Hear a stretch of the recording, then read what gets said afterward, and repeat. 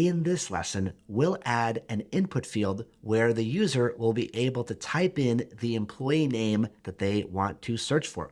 In order to create an input field, we're going to use another Material UI component called a text field. So right here at the very top, I'll begin by importing text field, capital F, from @MUI/material/text field. Okay, and we're going to render it directly below our header, so below our typography component right here. I will do a self-closing text field component, like so. And just like that, we have an empty box right here. But obviously, it doesn't look very visually appealing. And now we can customize a lot of its physical appearance simply by providing additional props. So for example, there is an option here called variant, or a prop called variant. And I can provide that with an argument of standard to give it a different kind of look, just a straight line that you click into. And you might have noticed in VS Code that when I was within this string, you saw a whole bunch of additional options. So for example, filled is another one, and you can see that has a gray background. So just like that, we can automatically apply a whole bunch of CSS styles simply by customizing the props that we pass down or the prop values that we pass down to a given component. So right here, I'm going to go back to standard. Let me erase this right here and go back to standard. Okay, then what I'd like to do is add a little bit more margin or spacing between my input and my header. But luckily, there is actually a prop called margin, and that has a whole bunch of options. I'm going to go with normal here, and that's going to add a little bit more margin. So now you can see that line move down. Obviously, I don't like the length of it. It's kind of a little bit short, so I want to increase the width so that it occupies basically 100% of my parent box, the blue box. So right here, I can once again provide my SX prop. That is going to accept an object, which means I need two pairs of curly braces. And in here, I'm just going to use the property width and set that to be 100%. And we do have some padding on the blue box, so it is going to be pushed in a little from the left and right side, but now you can see it occupies 100%. And then the only other thing that I want to do is add a label so that the user obviously knows what they're expected to enter here. Luckily, we can provide a label prop right here and set that to a string of something like employee name. So now you can see we have employee name registered right here. We can also many times pass down props that are also going to be passed down to the underlying HTML element.